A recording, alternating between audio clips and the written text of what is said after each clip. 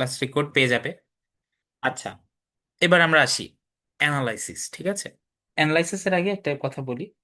10টা ক্লাস, প্রথম ক্লাসে আমরা কোর্স আউটলাইন নিয়ে একটু আলোচনা আছে, তারপরে প্যারাগ্রাফ রাইটিং। আর সেকেন্ড ক্লাস, নেক্সট ক্লাস তোমাদের সবচেয়ে গুরুত্বপূর্ণ ক্লাস, কারণ ইংরেজিতে আসেই আসে এমন একটা আইটেম হলো প্যারাগ্রাফ। প্যারাগ্রাফ তোমাদের আসবেই, যে কোনো একটা প্যারাগ্রাফ আসবে, যে মানে কি আসবে জানি না, বাট যে কোনো একটা প্যারাগ্রাফ আসতে পারে, ন্যারেটিভ আসতে পারে, অথবা টেক্সচুয়ালও আসতে পারে, নন টেক্সচুয়ালও আসতে পারে। সবই আমরা জানবো।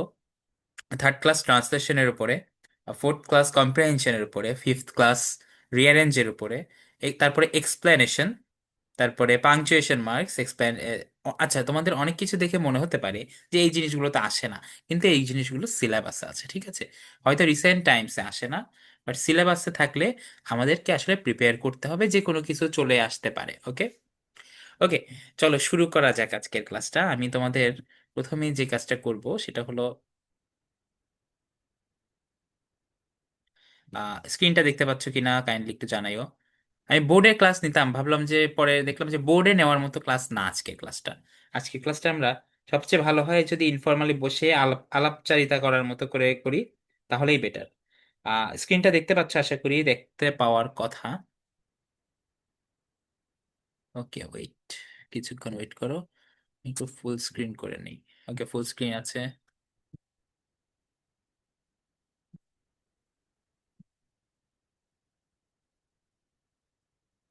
একটা জিনিস তোমরা হয়তো দেখতে পাচ্ছ। আচ্ছা, এটা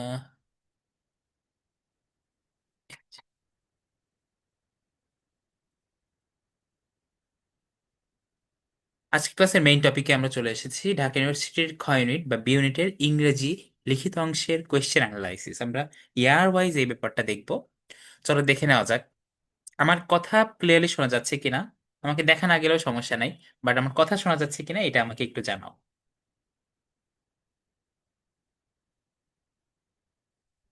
আমার কথা কি ক্লিয়ারলি শোনা যাচ্ছে? কেউ একজন জানাও, তাছাড়া কিন্তু আমি বুঝবো না। জি ভাইয়া, দেখা যাচ্ছে। আচ্ছা, আচ্ছা, ঠিক আছে, স্ক্রিন দেখা গেলেই হবে এবং আমার কথা শোনা গেলেই হবে। আচ্ছা, খুবই কুল ভাবে, ঠিক আছে? রিটেন নিয়ে প্যারা খাওয়ার কিছু নাই। রিটেন যত প্র্যাকটিস করবে, যতটা তুমি কোয়েশ্চেন অ্যানালাইসিস করে জানবে, ততটা তোমার লাভ। আমরা বেসিক কিছু আলোচনা এগুলো অলরেডি করে ফেলেছি। সেই দিন হয়তো বলেছিলাম, ওরিয়েন্টেশনের দিন, তাই তো? টোটাল মার্কস থাকে 20 মার্ক। 5 মার্ক লিখেছি, বাট 5 মার্ক কারো টার্গেট হওয়া যাবে না। 20 মার্কের মধ্যে যত বেশি পাওয়া যায়। আমরা জানি 5 মার্ক টার্গেট করে আসলে রিটেনে ভালো করা সম্ভব না, কোনোভাবেই সম্ভব না। ওকে, সো যত বেশি পাওয়া যায় আমরা তত বেশি নেওয়ার চেষ্টা করব। দেখো সিলেবাসে কি কি আছে। প্রথমত আমি মনে করি যে যখন তুমি কোনো কিছুর জন্য প্রিপারেশন শুরু করবা, প্রথম জিনিস হওয়া উচিত যে তুমি আগে জানা লাগবে যে তোমার রোডটা কতটুকু, বা তোমার মানে পথটা কিরকম, সুগম নাকি দুর্গম, কি কি বাধা অতিক্রম করতে হবে। এই আইটেমগুলো হলো তোমার সেই বাধা টাইপ, বুঝছো? সো তোমার চ্যালেঞ্জ গুলো কি কি আইটেম আছে? Short paragraph every year till now আমি বলেছিলাম যে প্রতি বছর আসে এমন একটা আইটেম। সেন্টেন্স মেকিংও অনেকটা ওই রকম, বাট প্যারাগ্রাফ আসবেই, ঠিক আছে? সেন্টেন্স মেকিং না আসলেও আসতে পারে, বাট প্যারাগ্রাফ কিন্তু আসবে, এটা শিওর থাকো। এবং প্যারাগ্রাফ লেখার নিয়মের উপরে কিন্তু আমাদের ডেডিকেটেড ক্লাস থাকবে। আহ, মজার বিষয় বলি, প্যারাগ্রাফ ছোটবেলা থেকে আমরা মনে করি যে আমরা প্যারাগ্রাফ লিখতেছি এবং প্যারাগ্রাফ লিখতে পারি, কিন্তু প্যারাগ্রাফেরও আসলে গ্রামার আছে। প্যারাগ্রাফের গ্রামার বলতে প্যারাগ্রাফের নির্দিষ্ট স্ট্রাকচার আছে, এর বাইরে গেলে কোনো ইংরেজি ডিপার্টমেন্টের টিচার যদি তোমার খাতা দেখে, তোমার কিন্তু প্যারাগ্রাফে 10-এ মানে 2-3-এর বেশি দিবে না, ঠিক আছে? তারপরে দেখে এক্সপ্লেনেশন, আমাদের বেলায় এক্সপ্লেনেশন এসেছিল, শর্ট প্যারাগ্রাফ এসেছিল এবং সেন্টেন্স মেকিং এসেছিল।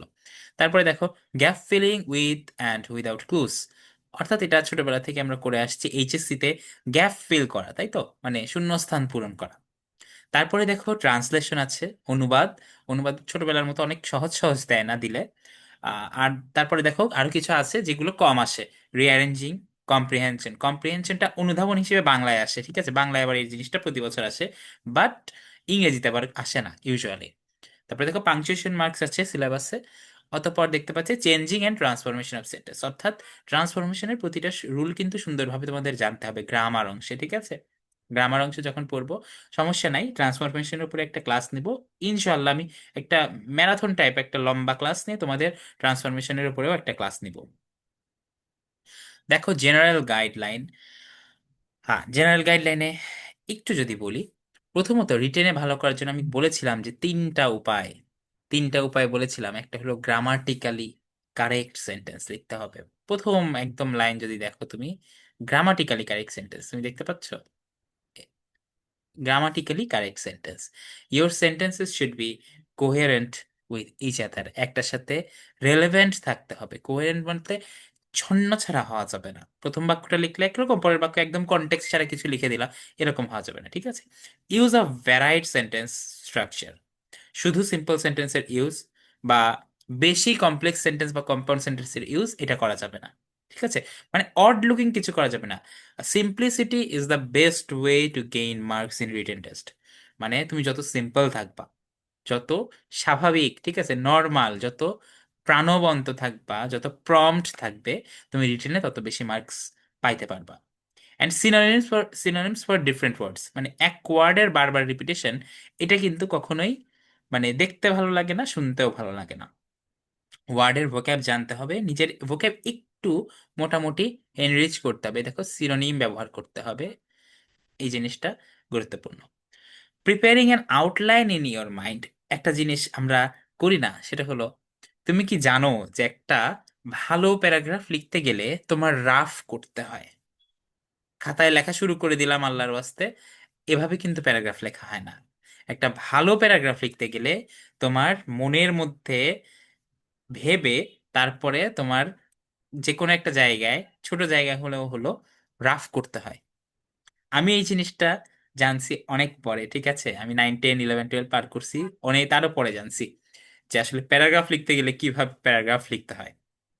সো হোপফুলি তোমরাও জানবে, এবং কেন রাফ করতে হয় এটা প্যারাগ্রাফের ক্লাস দেখলেই তুমি বুঝতে পারবে। ওকে, তারপরে দেখো, you must keep in mind the time, মানে টাইমকে অবশ্যই কনসিডারেশনে রাখতে হবে। এক্সাম হলে বিশেষ করে টাইম তো এমনিতে নর্মালি যায়, এক্সাম হলে টাইম মনে হয় যে ফার্স্ট যায়, ঠিক আছে? কারণ এক্সাম হলে তোমার অনেকগুলো সেন্স একসাথে কাজ করছে, অনেক টাইপের প্রেশার কাজ করছে। টাইমের সেন্সটা অনেক সময় আমরা মানে তালগোল মানে মিলিয়ে ফেলি, ঠিক আছে? চলো কোয়েশ্চেন অ্যানালাইসিস শুরু করি। একদম লাস্ট ইয়ার যে কোয়েশ্চেনটা এসেছে, দেখি দেখো কি কি এসেছিল। এক নম্বরে দেখতে পাচ্ছ যে শর্ট প্যারাগ্রাফ এসেছিল, how education can enlighten once life. দেখো খুবই জটিল, প্যাঁচ লাগানো কিছু কিন্তু আসে না। কিভাবে শিক্ষা আমাদের জীবনকে আলোকিত করতে পারে, ঠিক আছে? আমাদের যে ভ্রাম্যমাণ লাইব্রেরির যে কোটেশনটা কি, মানে যেটা মোরাল হিসেবে ধরা হয়, আলোকিত মানুষ চাই। কিভাবে কিভাবে আলোকিত মানুষ চায়? তারা শিক্ষা বা জ্ঞান বিস্তারের মাধ্যমে আলোকিত মানুষ চাচ্ছে, তাই তো? সো এটা কিন্তু দুইটা রিলেটেড বিষয়। এটা কিন্তু ইনস্ট্যান্ট আমার মাথায় আসলে, এই যে ক্রিয়েটিভ থিঙ্কিং বা তোমার যে বিষয়গুলো, চিন্তা ভাবনাগুলো, এগুলো কিন্তু প্রম্পট হতে হবে, ইনস্ট্যান্ট তোমার মাথায় আসতে হবে। তোমার মাথায় যত জ্যাম লেগে থাকবে তত তোমার আইডিয়া আসবে না। তুমি নিজের এই দিক থেকে বুঝছো, যখন তুমি রিটেন কোনো কিছু লিখবে, তোমার বাউন্ডারিটাকে একদম অসীম বানায় ফেলবা। তোমার চিন্তা ভাবনার কোনো বাউন্ডারি রাখা যাবে না, ঠিক আছে? অবশ্যই বাউন্ডারি রাখতে হবে, মানে নেগেটিভ কিছু লিখবে না, বাট তোমার পজিটিভ থিঙ্কিং এর কোনো বাউন্ডারি থাকা যাবে না। তারপরে দেখো এক্সপ্লেনেশন এসেছিল, ডোন্ট জাজ a book by its cover. মানে কি? মানে ওই যে একটা গল্প পড়েছিলাম আমরা ছোটবেলায়, শেখ সাদির গল্প মনে আছে? সেই যে পোশাকের যে মাধ্যমে, যে পোশাকের গল্পটা, পোশাক দেখে জাজ করা হচ্ছিল, সেই বিষয়টা কিন্তু উঠে আসে। মানে এই বিষয়টা মূলত ওই গল্পের মাধ্যমে উঠে আসে। তাছাড়াও কোনো কিছু বাহ্যিক দৃষ্টিতে দেখে তুমি জাজ করতে পারবে না যে তার ভেতরটা কেমন। এটা মানুষের ক্ষেত্রে যেমন, কোনো ইনসিডেন্টের ক্ষেত্রেও তাই, তাই না? তুমি আনলেস তুমি ওই ইনসিডেন্টের সম্পর্কে বিস্তর জানো, তুমি কিন্তু কোনো জাজমেন্টে যেতে পারবে না। সো এরকম একটা এক্সপ্লেনেশন এসেছিল, মানে তোমাকে এটাকে বর্ণনা করতে হবে, অনেকটাই ভাব সম্প্রসারণের মতো, ঠিক আছে? ইংরেজির ভাব সম্প্রসারণ। সো সেকেন্ড আইটেম ছিল, দেখতে পাচ্ছি দেখো, এক্সপ্লেনেশন। একদম 3 নম্বর দেখতে হচ্ছে সেন্টেন্স মেকিং। সেন্টেন্স মেকিং গুলোর জন্য আমাদের ইংলিশ ফর টুডে বইয়ের প্রতিটা ওয়ার্ড খুব ভালো মতো জানতে হবে। আই মিন, আই রিয়েলি মিন যে প্রতিটা ওয়ার্ড, ঠিক আছে, প্রতিটা ইউনিটের ওয়ার্ডগুলো, এমন কোনো ওয়ার্ড যেন না থাকে ইংলিশ বইয়ের যেটা তুমি জানো না। ওকে, সেন্টেন্স মেকিং পাঁচটা এসেছিল। তারপরে দেখো 23-24 সেশনে again short paragraph, importance of good manners, তোমাদের ম্যানার্স এবং এটিকেটস এর উপরে কিন্তু একটা ইউনিটও আছে, তাই না? তোমাদের শর্ট সিলেবাসে কি ওইটা ছিল, এটিকেটের ইউনিটটা? কেউ একদিন বলো তো। জি ভাইয়া, ছিল ছিল। ছিল। সো দেখতে পাচ্ছে রিলেভেন্ট কিছু আসে, ঠিক আছে, ইভেন আমাদের এসেছিল টার্সিয়ারি এডুকেশন, এই টাইপ তোমাদের কিন্তু। আমি সেই দিন বলেছিলাম যে প্যারাগ্রাফ গুলোও কিন্তু ইংলিশ ফর টুডে বইয়ের থেকে একটু কানেক্টেড ভাবে আসতে পারে, আসার চান্সই বেশি, ঠিক আছে। তারপরে দেখো এক্সপ্লেনেশন এসেছিল, where there is a will there is a way. ওইদিকে ছিল ডোন্ট জাজ a book by its cover. দেখতে পাচ্ছ যে প্রবাদ বাক্যগুলো যেগুলো আছে এইগুলোর কিন্তু এক্সপ্লেনেশন দেয়, অর্থাৎ ভাব সম্প্রসারণের মতো তোমার কিছু কমন প্রবাদ বাক্য যেগুলো, এগুলো কিন্তু অনেক আনকমন না, ইচ্ছা থাকলে উপায় হয়, ঠিক আছে। তারপরে এই যে ডোন্ট জাজ a book by its cover, এগুলো খুবই কমন বিষয়। সো তোমার প্রিপারেশন আসলে কিন্তু অনেক কঠিন না, তোমার কিন্তু বেসিক কিছু জিনিসই দেখতে হচ্ছে। তারপরে দেখো সেন্টেন্স মেকিং, সেন্টেন্স মেকিং এর ক্ষেত্রে পাঁচটা, সেম 5 মার্কস। আমাদের সেশনে দেখো কি এসেছিল, আমরা যখন পরীক্ষা দিই তখন শর্ট প্যারাগ্রাফ এসেছিল tertiary level education in Bangladesh. Tertiary level education কি, মজার ব্যাপার শোনা, আমার রিটেন প্রস্তুতি আসলে খুব কম ছিল। আমি যখন পরীক্ষা দিব, ঠিক আছে, আমি যখন পরীক্ষা দিচ্ছি এক্স্যাক্টলি টার্সিয়ারি লেভেল এডুকেশন, এটা নিয়ে অনেকের ডাউট পুরো এক্সাম হলে, ঠিক আছে। অত কঠিন গার্ড কিন্তু পরীক্ষায় আমার ছিল না, বাই চান্স, ঠিক আছে, বাই লাক। আমি রাজশাহী ইউনিভার্সিটিতে পরীক্ষা দিয়েছিলাম আরো। আহ অনেকে, কেউই আমার আশপাশে কেউ জানে না যে টার্সিয়ারি লেভেল আসলে কোনটা, ঠিক আছে। আমরা প্রাইমারি জানি, সেকেন্ডারি জানি, হায়ার সেকেন্ডারি জানি। এরপরে আমি আমি আমি তো সায়েন্সের স্টুডেন্ট ছিলাম, আমাদের বায়োলজি ছিল। বায়োলজিতে বিভিন্ন স্তরের কনজিউমার আছে, প্রাইমারি লেভেলের কনজিউমার, সেকেন্ডারি স্তরের কনজিউমার, তারপর টার্সিয়ারি স্তরের কনজিউমার, ঠিক আছে।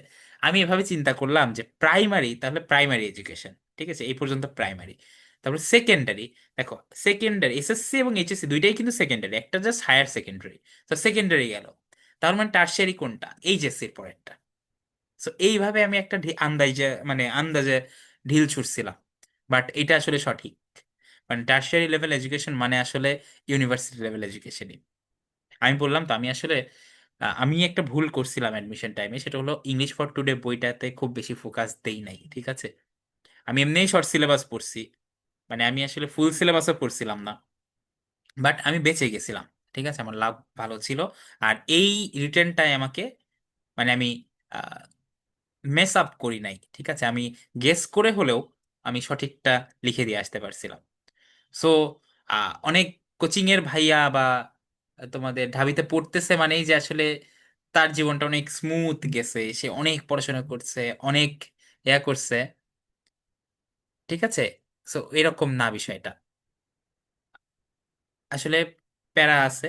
বাট তোমরা ভুলেও শর্ট সিলেবাস পড়তে পারবা না, কারণ গত বছরই কিন্তু বাংলা যখন কোয়েশ্চেন অ্যানালিসিস দেখবা, গত বছর দেখবা যে ফুল সিলেবাসের গৃহগল্প থেকে লিখিত আসছে।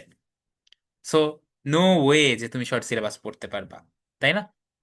ইভেন ইংলিশ ফর টুডেতেও না, ইংলিশ ফর টুডেতেও ফুল সিলেবাসই পড়তে হবে। এখন কি বলে, বাংলাতেও ফুল সিলেবাসই পড়তে হবে। এখন মনে মনে বলতে পারো, আমাকে গালি দিতে পারো যে ভাইয়া হলো শর্ট সিলেবাস পড়ে পার পেয়ে গেছে, এখন আমাকে ফুল সিলেবাস পড়তে বলতেছে। আসলে আমি পার পাইলেও ওইটা আমার লাক ছিল, তোমার লাক তোমার সাথে থাকবে এটা কোনো গ্যারান্টি নাই, কারণ ওইটা ফিউচার, ঠিক আছে। আমার আমার লাক আমার সাথে ছিল, এটা পাস্ট হয়ে গেছে। যাই হোক, আলহামদুলিল্লাহ, আল্লাহ সহায় ছিল। এবার দেখো এক্সপ্লেনেশন, এক্সপ্লেনেশন এখানে দেখো ভাব সম্প্রসারণের মতো কি এসেছিল, while adolescence is a time of tremendous growth and potential, it is also a time of considerable risk। দেখো আমাদের সময় কিন্তু কোনো প্রবাদ বাক্য আসে নাই, আমাদের সময় এরকম একটা মেসেজ এসেছিল যে বয়সন্ধি একটা এমন সময় যেটা কি মানুষের, মানে গ্রোথ বা পটেনশিয়াল, মানুষের যে ধরো অন্তর্শক্তি বা মানুষের যে কি বলে, গ্রোথের বাংলা আমি পাচ্ছি না আসলে, গ্রোথ মানে কি, বৃদ্ধি, ঠিক আছে, একটা মানুষের গ্রোথ, একটা পার্সোনাল গ্রোথ, পার্সোনালিটির গ্রোথ বা শারীরিক গ্রোথ সবকিছুই কিন্তু কাভার করে। But it is also a time of considerable risk, ঠিক আছে। এটা একটা রিস্কফুল সময়ও। কিসের জন্য রিস্ক? কারণ এই সময়টা মেইন মেসেজটা কি জানো, এই সময়টা তোমাকে প্রপারলি ইউটিলাইজ করতে হবে। এই বয়সে কিন্তু বাচ্চারা খারাপ সঙ্গে মিশে, তারপরে কি খারাপ অভ্যাসের খপ্পরে পড়ে তারা কিন্তু তার জীবনটা ধ্বংস হয়ে যেতে পারে। সো এই টাইমে যদি, আর এই টাইমটা যে ভালো কাজে লাগায় স্টুডেন্ট লাইফ বা অ্যাডোলসেন্স টাইমটা, তারা কিন্তু পরে শাইন করার একটা বড় একটা ওয়ে খুঁজে পায়। আমি এখন ভাবি, আমি যদি বেসিক পড়াশোনা না করতাম ছোটবেলা থেকে, আমি এখন যে লেভেলে আছি, এখন জীবনে যাই করতে পেরেছি, তেমন কিছু করতে পারি নাই যদিও, বাট এইটুকু হতো না যদি না আমি পড়াশোনা করতাম। এই বলা হয়ে থাকে education is the greatest equaliser. মানে কি জানো, এডুকেশন মানে শিক্ষা। ইকুয়ালাইজার কি জানো, ওই যে মিউজিক অ্যাডজাস্ট করে ইকুয়ালাইজার দেখেছো না? এডুকেশন কিভাবে ইকুয়ালাইজার, কেউ কি বলতে পারবা? তোমাদের একটু থিঙ্কিং শুনি, সবসময় পড়াশোনা করলে হবে না। এডুকেশন কিভাবে ইকুয়ালাইজার, ইকুয়ালাইজার চেনো তোমরা? একজন বলো তো ইকুয়ালাইজার কি জিনিস, জানো? হ্যাঁ, বলো তো একটু শুনি। আচ্ছা, ইকুয়ালাইজার হলো কোনো মিউজিকের মধ্যে কোনো বেস বাড়বে নাকি মিউজিক কমবে না ভোকাল বাড়বে, এই জিনিসটা হলো ইকুয়ালাইজার, ঠিক আছে? অ্যাডজাস্ট করে সেটা। কিন্তু এডুকেশনের সাথে এইটার অ্যানালজিটা কিভাবে মেলে? কেউ একজন, যে কোনো থিঙ্কিং তোমাদের অ্যাকসেপ্টেড, ঠিক আছে? একটু বলো তো, তোমাদের কি মনে হয় এডুকেশন কিভাবে ইকুয়ালাইজার? যে কোনো, আরে ওপিনিয়ন না দিতে পারলে তোমার রিটেনে দেখো, রিটেনে ক্রিয়েটিভ বুদ্ধি কেমনে আসবে? ওপিনিয়ন দিতে শিখতে হবে এবং ওপিনিয়ন নিয়ে ভাবতে হবে তো। এই ক্লাসটা কিন্তু শুধু রিটেন আমি তোমাকে স্ট্রাকচার শিখলে এরকম না। আমার কিন্তু একটা দায়িত্ব আছে, যেহেতু আমি রিটেন ক্লাস নিচ্ছি, আমার একটা দায়িত্ব আছে তোমাকে ভাবতে শেখানো। মানে ভাবতে শেখানো, ঠিক আছে? মানে কোন একটা ব্যাপার তুমি কোন পারসেপশনে চিন্তা করছো, এইটাও কিন্তু আমার একটা দায়িত্ব।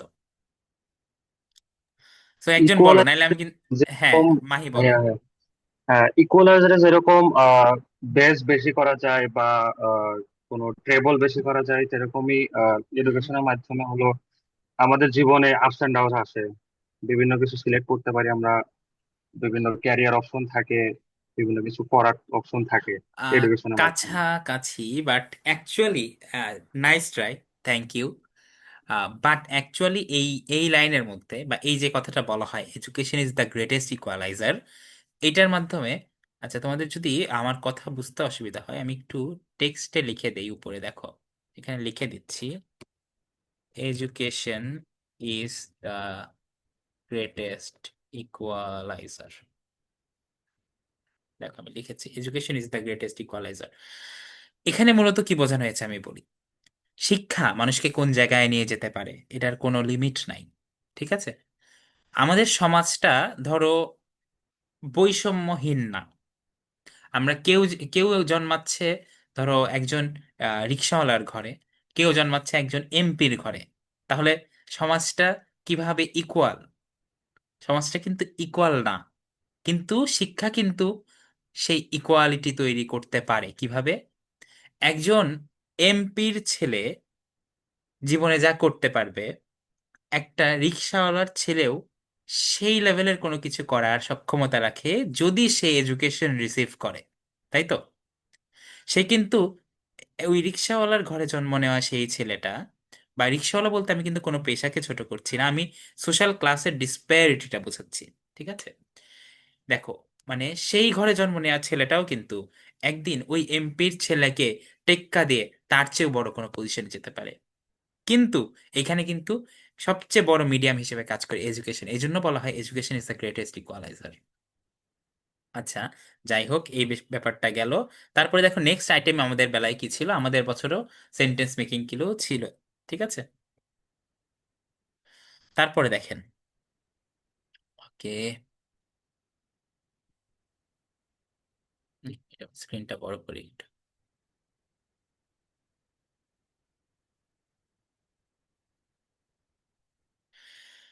এবার আসছে আমাদের আগের বছর, শর্ট প্যারাগ্রাফ এসেছে, এক্সপ্লেনেশন এসেছে, সেন্টেন্স মেকিং এসেছে। ধরো সবচেয়ে কমন যে প্যাটার্ন সেটা হলো প্যারাগ্রাফ, এক্সপ্লেনেশন এবং সেন্টেন্স মেকিং।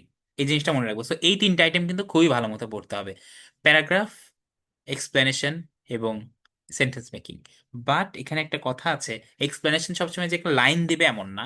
এই বছর দেখতে পাচ্ছ, এই বছর কিন্তু ড্রিম এসেছে ল্যাংস্টন হিউজেস, ঠিক আছে, ওনার এই ড্রিম কবিতাটা কিন্তু তোমাদের বইয়ের একটা কবিতা।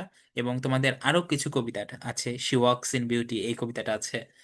তারপরে বিউটি নিয়ে আর্টস অ্যান্ড ক্রাফটস এর ওই ইউনিটে দেখবা যে দুইটা কবিতা আছে, আজকে দেখবা দুইটা কবিতা পড়বো আমরা যখন। মেইনলি এক্সপ্লেনেশন জিনিসটা হলো কি জানো, থিম রাইটিং, কবিতার থিমটা লেখা। এটা খুব গুরুত্ব এক্সপ্লেনেশনে। এক্সপ্লেনেশন একটু বেশি বেশি লাইন লিখতে হয়, ঠিক আছে, বাট এই জিনিসটা আপনার কিন্তু খুবই গুরুত্বপূর্ণ, বইয়ের প্রতিটা কবিতার থিম জানা, কবিতার মেসেজটা কি, তোমাকে কি দেওয়ার চেষ্টা করেছে। তারপর লাস্টলি দেখতে পাচ্ছ আবার সেন্টেন্স মেকিং এসেছিল। আচ্ছা, কেন কোয়েশ্চেন অ্যানালিসিস করতেছি, এই কোয়েশ্চেন অনেকের মনে জাগতে পারে, ঠিক আছে। কেন কোয়েশ্চেন অ্যানালিসিস করতেছি, প্রথম স্টেপ রিটেনে ভালো করার জন্য কি আসছে এটা জানা, তারপরে প্রায়োরিটি ওয়াইজ তুমি শিখবা। ওকে। ওকে, ড্রিম আমরা দেখলাম। 20-21 সেশনে দেখতে পাচ্ছ, দেখো 20-21 সেশনে সেম থিং, শর্ট প্যারাগ্রাফ, অর্থাৎ প্যারাগ্রাফ তোমাকে শিখতে হচ্ছেই, মাস্ট। তারপরে দেখো national tourism and the COVID-19 outbreak. আমাদের যে ট্যুরিজম, জাতীয় যে পর্যটন শিল্প আছে, এবং এই কোভিড-19 আউটব্রেক, এই দুইটার একটা কানেকশন কি। কোভিড-19 কারণে কিন্তু ট্যুরিজম কিন্তু অনেক ক্ষতিগ্রস্ত হয়েছিল, মানুষজন বের হইতে পারতেছে না, মানুষ তার কক্সবাজার ঘুরতে যাইতে পারবে না, তাই না। তো এরকম একটা ইকোনমিক কিছু অ্যানালাইসিসের উপরে কিন্তু তোমাদের প্যারাগ্রাফ এসেছিল 20-21 সেশনে। এই যে ফার্স্ট এন্ড লাস্ট যে আমরা দেখতে পাই যে গ্যাপ ফিলিং আসছে, ঠিক আছে, এটা হলো 20-21 সেশনে। ফার্স্ট এন্ড লাস্ট নাও হতে পারে, কারণ আমি তো অনেক আগে করি নাই, ঠিক আছে। তো গ্যাপ ফিলিং এসেছিল উইথ ক্লুজ। তারপরে দেখো কমপ্লিটিং স্টোরিজ। বাট এখানে একটা বিষয় আছে, ঠিক আছে, এখানে একটা বড় একটা ইম্পর্টেন্ট বিষয় আছে। সেইটা হইল আপনাদের আমাদের বছর থেকে বি এবং ডি ইউনিট এক হয়ে গিয়েছে, বুঝেছো। এক সময় কিন্তু দেখো তুমি একটা রেঞ্জ আছে, তুমি এখন 10 বছর আগে ডিউতে কি প্রশ্ন আসছে ওইটা আসলে রেলেভেন্ট না খুব একটা, ঠিক আছে। 10 বছর আগে কিন্তু কনটেক্সট গুলো ডিফারেন্ট ছিল, কোয়েশ্চেনের প্যাটার্ন গুলো ডিফারেন্ট ছিল। ধরো এই বছরের কোয়েশ্চেন করার সময় টিচারের কি করতে পারে, হায়েস্ট আগের 2 বছর 3 বছর কেমন কোয়েশ্চেন হয়েছে এটা একটা ধারণা নিতে পারে। আর 10 বছর আগের কোয়েশ্চেন দেখতে যাবে না মোস্ট প্রবাবলি, বুঝছো। তো এটা এটা কিছু কমন সেন্সের বিষয়। তবুও যতটা পারা যায় কোয়েশ্চেন অ্যানালিসিস করবে। আচ্ছা, সাজেশন সাজেশন আলাদা করে দেওয়ার দরকার নেই, এটা স্লাইড বানানোর উদ্দেশ্যে জাস্ট বানানো ছিল। সাজেশন আমরা, কারণ আমরা বিস্তারিত প্রতিটার উপরে ক্লাস করব, ঠিক আছে। সাজেশন অ্যাডভাইস এগুলা থাকবে, এগুলো ক্লাসের সাথেই থাকবে। তবে হ্যাঁ, অ্যাডভাইস কিছু আছে, দেখুন প্রথমে ইংলিশ গ্রামারের বেসিকটা তোমার খুব ভালো থাকা লাগবে, ঠিক আছে। রিটেন আসলে ন্যাচারালি ভালো হয়ে যায় না, তুমি যদি বেসিক্স গুলো না জানো ইংলিশ গ্রামারে কিভাবে কি করতে হয়, মানে কোন ভার্ব কখন ইউজ করবা, টেন্সের ব্যবহার, প্রপারলি প্যাসিভ এবং অ্যাক্টিভ ভয়েসের ব্যবহার, এগুলো তোমাকে জানতে হবে যদি তুমি নির্ভুল ভাবে তোমার স্ক্রিপ্টটা রাখতে চাও। তারপরে দেখো practice writing your thoughts and experiences everyday in a journal from today, ঠিক আছে। জার্নালে না লিখলেও যে কোনো ব্যাপার নিয়ে তুমি তোমার থট, চিন্তা ভাবনা এবং অভিজ্ঞতা এগুলো ইংরেজিতে লেখার চেষ্টা করো, ঠিক আছে। নিজে তারপরে নিজেকে জাজ করো, তোমাকে সেলফ জাজমেন্ট করতে হবে, তাহলেই তুমি বুঝবা। সেলফ জাজমেন্ট করলে একটা লাভ আছে, তুমি কিন্তু তোমার প্র্যাকটিস হচ্ছে গ্রামার গুলো, তুমি কিন্তু নিজে যখন ভুল ধরতেছো ওই যে ওই রুলস গুলার বা ওই গ্রামার গুলার প্র্যাকটিস হয়, ঠিক আছে। প্রতিটা লেসনের সামারি জানা, কেন পড়ছি ওই লেসনটা, ঠিক আছে, এরকম ভাবে আমাদের জানতে হবে। তারপরে দেখো আচ্ছা একটা ফাইল দেখাবো তোমাদের, ফাইলটা আমি নেই নাই এখনো, ফাইলটা একটু সেন্ড করে নিই, ওয়েট। তোমাদের জন্য আমি আজকে যে দুইটা ইউনিট পড়বো ওই দুইটা ইউনিটের দুপুরে বসে বসে গুরুত্বপূর্ণ ওয়ার্ড গুলো হাইলাইট করছি, বুঝছো। বাট ওই বইয়ের পিডিএফটা নিয়ে, আচ্ছা তোমাদের আহ, তোমাদের যে ইএফটি বইটা আছে একটু দেখো তো পেছনে কত সাল লেখা, এটা কি 23-24 লেখা? জি ভাইয়া, 23-24। 23-24, খুব ইন্টারেস্টিং বিষয় হলো 23-24-এর কোনো পিডিএফ নাই অনলাইনে, জানো। 22-23 পাওয়া যায়, 23-24 এনসিটিভিতে ঢুকলে ওটা 22-23-এর লিঙ্কে নিয়ে যায়, প্রবলেম নাই। আমরা বাট ওইগুলো একটু আঁকপিচ করে পড়তে হবে আর কি। তোমাদের যেটা ইউনিট 2, এটা ধরো এই বইয়ে ইউনিট 8-এ চলে গেছে, এরকম সমস্যা নেই। আর আমি তোমাদের সাথে ইনফরমালি অনেকভাবে কথা বলছি, ইউজুয়ালি কিন্তু পাবলিক লাইফ ক্লাস আমি এভাবে বলি না। সো যেহেতু তোমরা একটা ছোট ব্যাচ, আমরা ছোট ছোট ব্যাচ করে যেহেতু রিটেন কোর্সটা নিচ্ছি, সো হোপফুলি যে ইনফরমালিটি থেকে তোমরা আরো যে রিটেনের জন্য ভাবনা চিন্তা করার জন্য, ওপিনিয়ন দেওয়ার জন্য আসলে একটা ইনফর্মাল সেটিংস প্রয়োজন বা এনভায়রনমেন্ট প্রয়োজন, ওইটাই আমি তোমাদেরকে অফার করার চেষ্টা করছি। আচ্ছা, দেখা যাক তাহলে আমাদের ইএফটি বইটা আমরা ওপেন করি। 1 মিনিট আমাকে সময় দাও ইএফটিটা।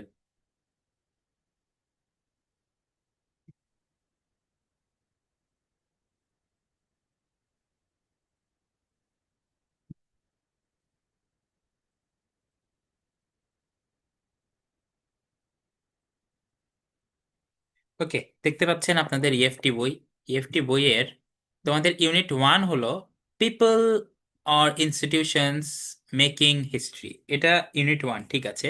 এবং এই যে লাস্ট ইউনিটটা হলো এইটা, মানে তোমাদের সরি লাস্ট বলতেছি, সেকেন্ড ইউনিট হলো তোমার এটা, ঠিক আছে, ইউনিট 12।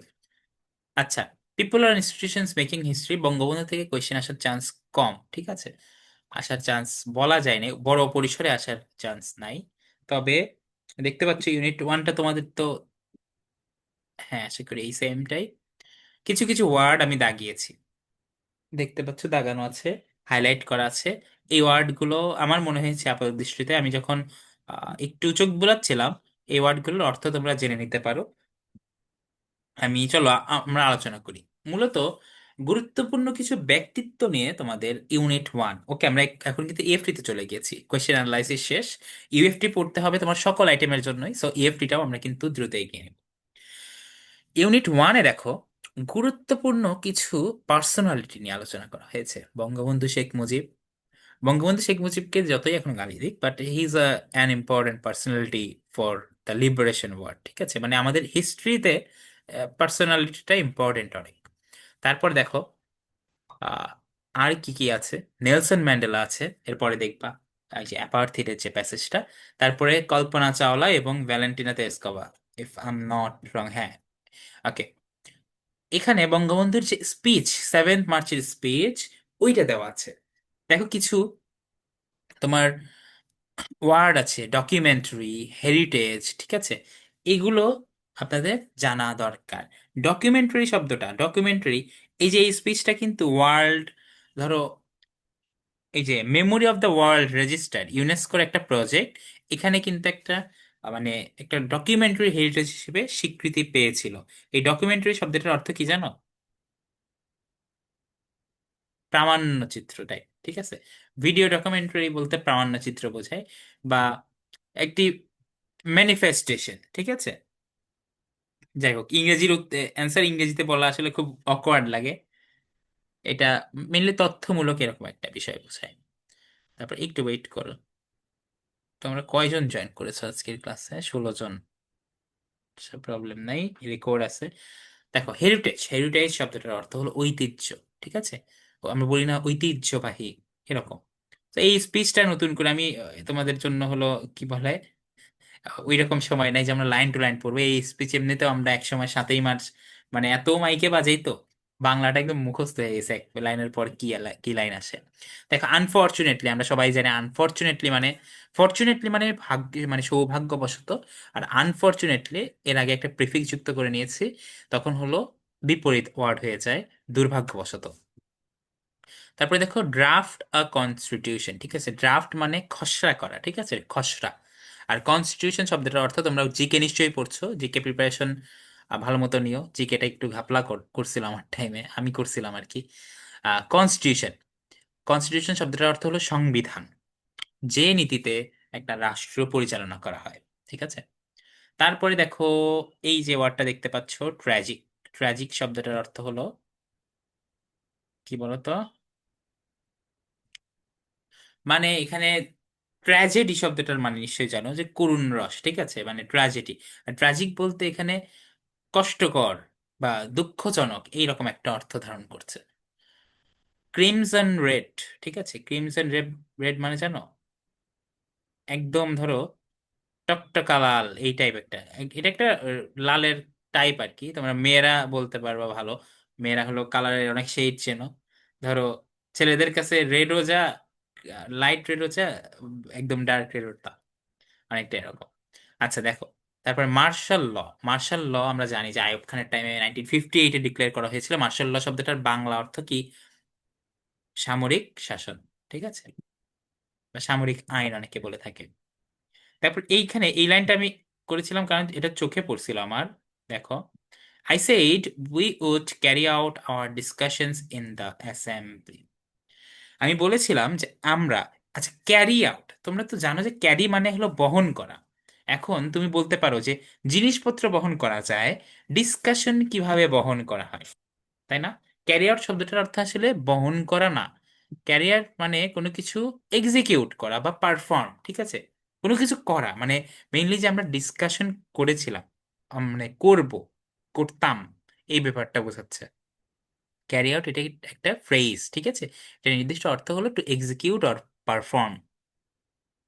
তারপরে দেখো আরো কিছু ওয়ার্ড আছে, যেমন প্রসিডিংস। প্রসিডিংস শব্দটার অর্থ কি জানো? আচ্ছা প্রসিডিংস আমি কেটে দিয়েছি ভুলে, এক মিনিট।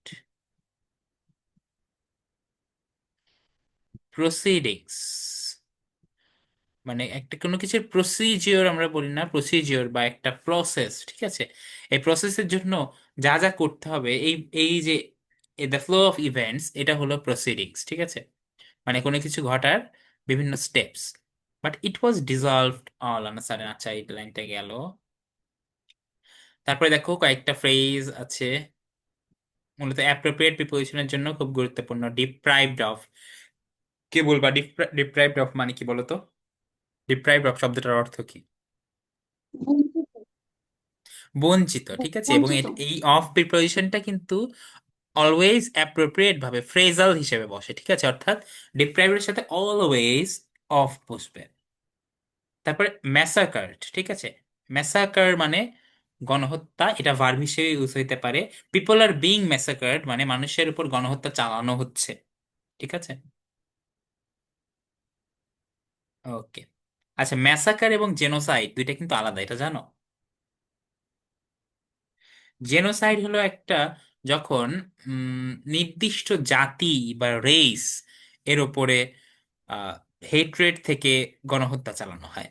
আর যখন জাতি ধর্ম বর্ণ নির্বিশেষে সকলের উপরে এরকম একটা ইয়া করা হয়, তখন ওইটা কিন্তু ম্যাসাকার, ঠিক আছে। ওকে, বাট দেখো এখানে এই লাইনটা খেয়াল করো, but the blood spilled on our streets has not yet dried. Spilled মানে কি জানো? এই যে রাস্তায় রঞ্জিত হয়ে থাকা বা পড়ে থাকা, স্পিল দ্য টি বলে না, মানে স্পিল মানে হলো ছড়ায় পড়ে যাওয়া, ঠিক আছে, এরকম একটা মিনিং এখানে বলছে। তারপরে দেখো আর্মি পার্সোনেল, এটা কিন্তু পার্সোনাল না, ঠিক আছে, এটা খুবই ইম্পর্টেন্ট একটা বিষয়। আর্মি পার্সোনেল, পার্সোনেল শব্দটা হলো আর্মিতে প্রফেশনালি যারা চাকরি করে তাদেরকে কিন্তু আর্মি পার্সোনেল বলে তারা আখ্যায়িত করে, বা তারা এই টার্মটা ইউজ করে, আর্মি পার্সোনেল।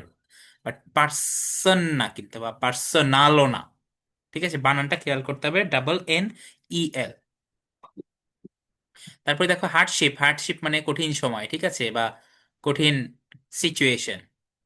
ব্যারাক, ব্যারাক মানে সেনা সদস্যরা যেখানে মূলত থাকে, ঠিক আছে, এখন তো ক্যান্টনমেন্ট। তারপরে দেখো এই প্রিপোজিশনটা দেখো, দ্য এনিমি ইজ অ্যামিডস্ট আস। অ্যামিডস্ট মানে মধ্যে, ঠিক আছে, আমাদের মধ্যেই আছে, এই শব্দটাও গুরুত্বপূর্ণ। তারপরে দেখো রেভলিউশনারি শব্দটার অর্থ কি? বিপ্লবী। রেভলিউশন মানে বিপ্লব, এবং রেভলিউশনারি হলো বিপ্লবী। ওকে, উম এই তো বঙ্গবন্ধুর যে প্যাসেজ ছিল মোটামুটি এগুলাই। এরপর আসছে নেলসন ম্যান্ডেলা। নেলসন ম্যান্ডেলার প্যাসেজটাও কিন্তু খুবই গুরুত্বপূর্ণ তোমাদের জন্য। দেখো এখানে কিছু আছে যে শ্যাকেল, শ্যাকেল শব্দটার অর্থ কি? চেইন, তাই না? চেইন বা রিস্ট্রেন্টস, রিস্ট্রেন্টস শব্দটা মনে রাখবে। তারপর অ্যাপার্থিড শব্দটার অর্থ কিন্তু ডিসক্রিমিনেশন বা কি, বৈষম্য। Okay, apartheid to a multi racial democracy. আচ্ছা মাল্টি রেশিয়াল শব্দটা দরকার, রেস মানে কি জানো? গোত্র। আর মাল্টিরেশিয়াল মানে হলো অনেকগুলো গোত্র, এরকম বোঝায়। ওকে, তারপর দেখো ইমপ্রিজেন্ট একটা শব্দ, ইমপ্রিজেন্ট এটা একটা অ্যাডজেক্টিভ। ইমপ্রিজেন্ট, ঠিক আছে, ইমপ্রিজেন্ট মানে হলো ধরো জেলের মধ্যে রাখা হয়েছে, এমন ইমপ্রিজেন্ট থাকা, ঠিক আছে। প্রিজন মানে জেল বা জেলখানা, আমরা যেটা বুঝি। তারপর মাইনরিটি মানে আমরা জানি, সবাই জানি, যারা আহ কি বলে, সংখ্যালঘু, ঠিক আছে। লঘিষ্ঠ, লঘিষ্ঠ থেকে আসছে সংখ্যালঘু। তারপরে দেখো ক্যারিশমা। ক্যারিশমা মানে কি জানো? ক্যারিশমা মানে মানুষের মধ্যে একটা চার্ম থাকে, দেখবা যে তুমি পাঁচটা, ধরো সবার মধ্যে লিডারশিপ কোয়ালিটিটা থাকে না, তাই না? লিডারশিপ, কোনো কিছু লিড করতে পারে, দেখবা যে কাউকে লিডারশিপ দিতে গেলে সে হলো অনেক কনফিডেন্সের অভাবে অনেকে ভেঙে পড়ে কেউ, আর কেউ খুবই পারফেক্টলি এমন করে যেন সে লিডারশিপ দিয়ে অভ্যস্ত, অথচ কিন্তু সে আগে কখনো লিড লিড দেয় নাই। সো ন্যাচারালি কারো কারোর মধ্যে কিছু চার্ম থাকে, এই চার্ম ব্যাপারটাকে বলা হয় ক্যারিশমা। ক্যারিশমা, ঠিক আছে। ওকে, তারপরে দেখেন ডিসক্রিমিনেশন মানে তো আমরা জানি, ডিসক্রিমিনেশন মানে হলো বৈষম্য। তারপরে ম্যানিফেস্টেশন মানে হলো সাইন, ঠিক আছে, কোনো কিছু মানে প্রুফ, এভিডেন্স বা সাইন এরকম। অ্যাকসেপ্টেন্স মানে তুমি জানো যে আমাদের, ধরো অ্যাকসেপ্টেন্স মানে গ্রহণযোগ্যতা, আর অ্যাকসেপ্টেন্সের বিপরীত বা অ্যান্টোনিম কি হতে পারে? রিজেকশন। Acceptance, rejection.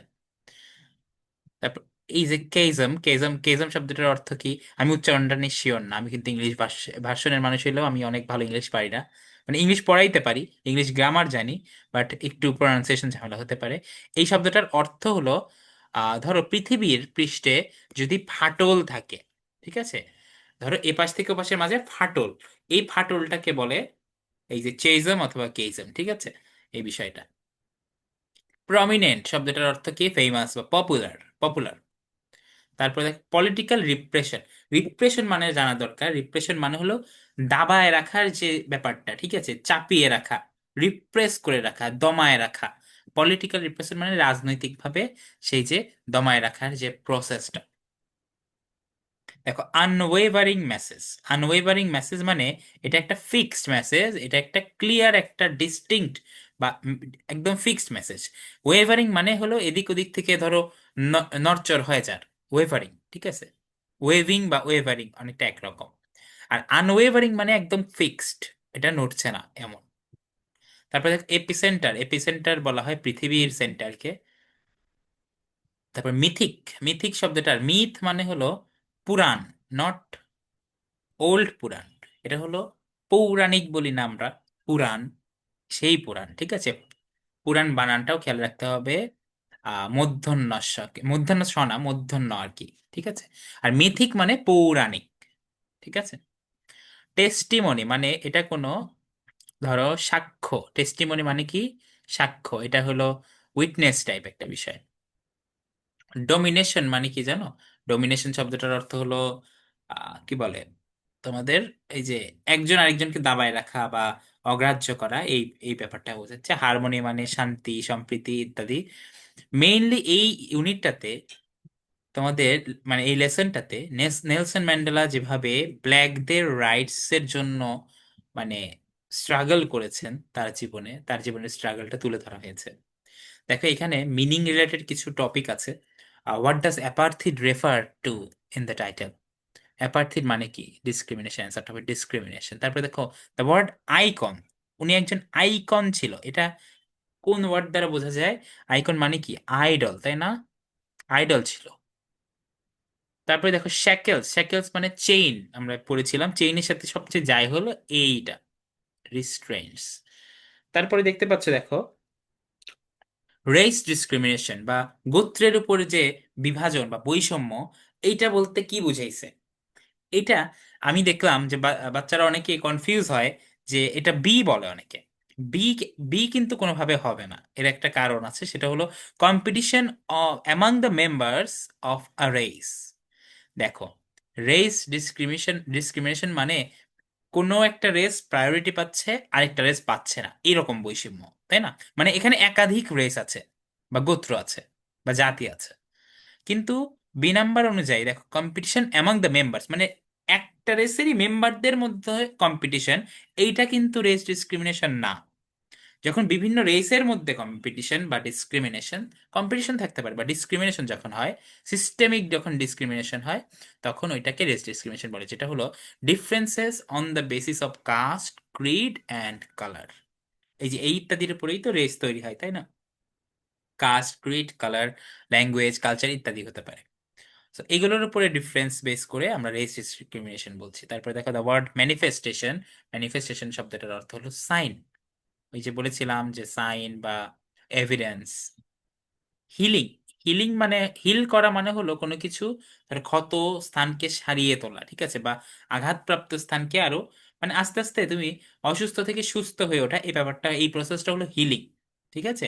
আবার রোগ মুক্তি লাভ করা। এখানে দেখো তিনটা ওয়ার্ডের একটাও কিন্তু হিলিং এর সাথে যায় না। কানিং মানে চালাক, হিটিং মানে তো তাপ দেওয়া, এইলিং মানে অসুস্থ হওয়া টাইপ একটা অর্থ, আর সুদিং এইটাই শুধু হিলিং এর সাথে সবচেয়ে ক্লোজেস্ট অ্যান্সার। তারপরে দেখো এই ওয়ার্ডটার ব্যাপারে বলেছিলাম, আমি বলেছিলাম যে পৃথিবী পৃষ্ঠের মধ্যে ফাটল বোঝায় চেইজম বা কেইজম দিয়ে, ঠিক আছে। এর মধ্যে দেখো টপ, বর্ডার, হেড, রেড একটাও এর সাথে ওয়ার্ড যায় না। ক্লেফট শব্দটার অর্থ হলো ফাঁকা জায়গা, মাঝের ফাঁকা জায়গা এরকম, ঠিক আছে। তারপরে দেখো ইমানসিপেশন, এটা এইচএসসি টাইমে তোমাদের পড়ে থাকার কথা। ইমানসিপেশন মানে লিবারেশন। ওকে, তারপরে এই যে এই জিনিসগুলো আছে, একটা জিনিস তোমাদের টাস্ক থাকবে, সেই টাস্কটা দেখো। এই যে উইথ ক্লুজ, যদিও উইথ ক্লুজ রিসেন্ট টাইমসে আসে নাই, তবে উইথ ক্লুজ তোমাদের সলভ করতে হবে, ঠিক আছে। আজকে যেহেতু কোনো রিটেন আইটেম পড়াচ্ছি না তোমাদের, ধরো ইএফটিটা পড়াইলাম আর কোয়েশ্চেন অ্যানালাইসিস করিয়েছি, রিটেন আইটেম তো নেক্সট দিন থেকে শুরু হবে প্যারাগ্রাফ রাইটিং থেকে। সো আজকে এই টাস্কটা সবাই করবা। আরো কিছু টাস্ক দিয়ে দেবো, ঠিক আছে, এইটা একটা টাস্ক। এই যে ধরো নেলসন ম্যান্ডেলার উইথ ক্লুজটা। তারপর এদিকে তুমি দুইজন খুবই এম্পাওয়ার্ড উইমেনের গল্প পাবা, ভ্যালেন্টিনা তেলস্কভা এবং কল্পনা চাওলা। একজন ইন্ডিয়ান, একজন রাশিয়ান। ওনাদের বিভিন্ন টাইপের মানে জার্নি, মেনলি কসমোনট হওয়ার পেছনে ওনাদের জার্নি, বা একজন অ্যাস্ট্রোনট হওয়ার পেছনে ওনাদের জার্নি। এখানে দেখো প্রোলেতারিয়া ভ্যালেন্টিনা লিখেছে এক জায়গায়। প্রোলেটারিয়া, প্রোলেটারিয়া কেন বলেছে? তোমাদের কি মনে হয়? তোমাদের উত্তর নেই, একটু দেখি প্রোলেটারিয়া কেন, এই ওয়ার্ডটা কেন ইউজ করছে, প্রোলেটারিয়া মানে কি?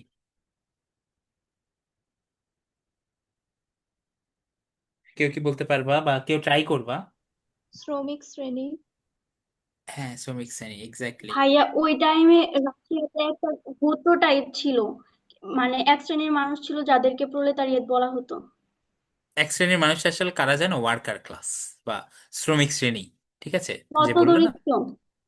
তোমরা একটা জিনিস শোনো যে বাম, বাম ওয়ার্ডটা শুনি আমরা, তাই না? যে কেউ বাম রাজনীতি, বাম রাজনীতি আসলে কি? এটা একটা কিন্তু বাম যে আইডিওলজি, এটা কিন্তু একটা ইকোনমিক আইডিওলজি মেইনলি, জানো? এটা কিন্তু অর্থনৈতিক, মানে ক্যাপিটালিজমের এগেইনস্ট। অর্থাৎ কেউ একদম ধরো গার্মেন্টস ফ্যাক্টরি খুলে ফেলতেছে, এবং গার্মেন্টস ওয়ার্কাররা কত টাকা বেতন পায় তারা, সে কি নিয়োগ করতেছে মানুষ, আর ওয়ার্কার বেতন পাচ্ছে কত? সে গার্মেন্টস ফ্যাক্টরিটা কিন্তু কোটি কোটি, শত শত, হাজার হাজার কোটি টাকার ব্যবসা করতেছে সে, তার কোনো অভাব নাই। কিন্তু সেই গার্মেন্টস যারা চালাইতেছে শ্রমিক, তাদের বেতন দেখা যাচ্ছে দিনে কত, 1,000 টাকাও না, ঠিক আছে, 1,000 টাকা তো নাই, আরো কম, ঠিক আছে। তো এই যে আপার ক্লাস, যে ওনার ক্লাস, যে এলিট ক্লাস এবং ওয়ার্কার ক্লাসের মধ্যে যে ইকোনমিক স্ট্রাগল, এইটাই মূলত লেফটিস্ট যে মুভমেন্ট, এটার কিন্তু সূচনা হয়। কিছু রাজনৈতিক ধরো হিস্ট্রিক্যাল আলাপ হচ্ছে, বাট এটা ভালোই, কারণ এই প্রোলেটারিয়া ওয়ার্ডটা কিন্তু এখান থেকে আসে। প্রোলেতারিয়াত শ্রেণী আর বুর্জোয়া ক্লাস, ঠিক আছে। ইংলিশে আমি তোমাদেরকে বানানটা লিখে দিই, বানানটা একটু প্যাচ লাগা আছে। প্রথমত দেখো, বুর্জোয়া বাংলায় বলা হয়, বাট ইংলিশে বানানটা হলো এইটা। দেখো, দেখতে পাচ্ছ? বুর্জোয়া বলা হয় বাংলাতে, বুর্জোয়া ক্লাস বলা হয়। এটা হলো এলিট ক্লাস, ওনার ক্লাস, ঠিক আছে, ক্যাপিটালিস্ট শ্রেণী। আর আরেকটা হলো প্রোলেতারিয়াত। প্রোলেটারিয়াত অর্থাৎ ওয়ার্কার ক্লাস। তুমি যদি ভ্যালেন্টিনা তেরেস্কোভার জীবন দেখো, তার বাবা ছিল একজন ট্রাক্টর ড্রাইভার এবং মা ছিল একজন টেক্সটাইল ওয়ার্কার। সো তারা অবশ্যই বুর্জোয়া ক্লাস ছিল না, তারা প্রোলেটারিয়ার ক্লাস ছিল। এবং এই জন্যই বলা হয়েছে দ্য প্রোলেটারিয়া, যেটা একটা ডাবল কোটেশনের মাঝে আছে, দ্য প্রোলেটারিয়া ভ্যালেন্টিনা তেরেস্কোভা। ঠিক আছে, সো এক্সপ্লেইন করতে দিতে পারে বা এনিথিং, এখান থেকে যা যা ইচ্ছে আসুক না কেন, আমি চাইছিলাম যে তুমি যেন সঠিক বিষয়টা জানো। ঠিক আছে। অনেকেই আজকাল কিছু হলে মানুষকে গালি দিয়ে দেয় যে তুই তো বাম। ঠিক আছে, বাম, বাম বিষয়টা এক জিনিস। তারপরে আমরা বিভিন্ন ওয়ার্ড শুনি, শাহবাগী।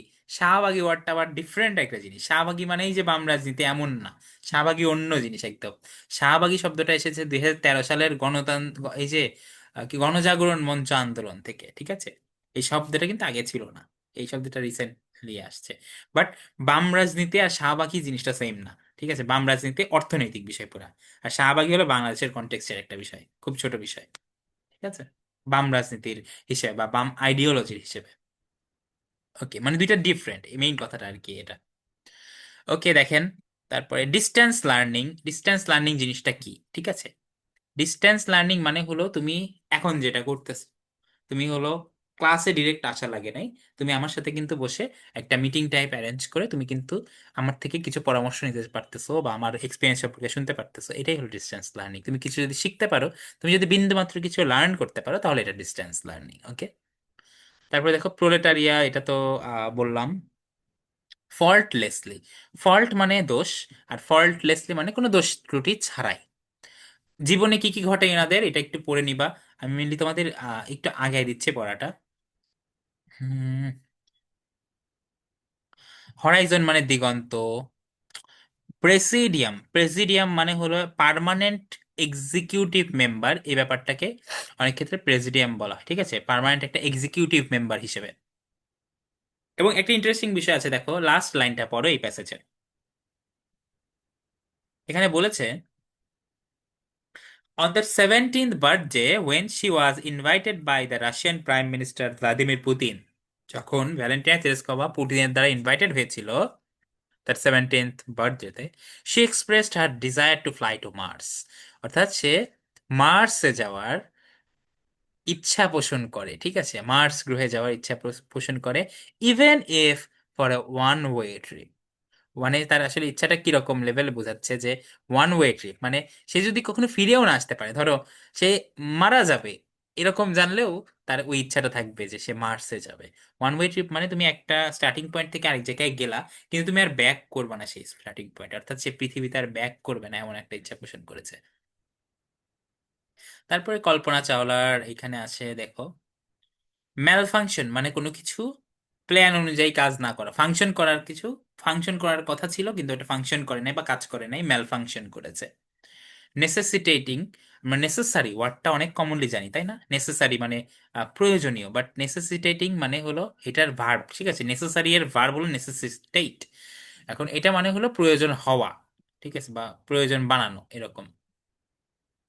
ডিলেইড, ডিলে একটা ভার্ব এবং এটার নাউন হিসেবে ইউজ হয়। ডিলেইড এখানে ভার্ব। ঠিক আছে, ডিলেইড মানে দেরি হওয়া, অর্থাৎ দেরি হয়েছিল। অ্যাটমসফেয়ার মানে হলো বায়ুমণ্ডল, পৃথিবীর বায়ুমণ্ডল। ওকে, এখানে কিছু ওয়ার্ড আছে, এই ওয়ার্ডগুলো তোমাদের কাজ নিজে থেকেও কিছু করতে হবে।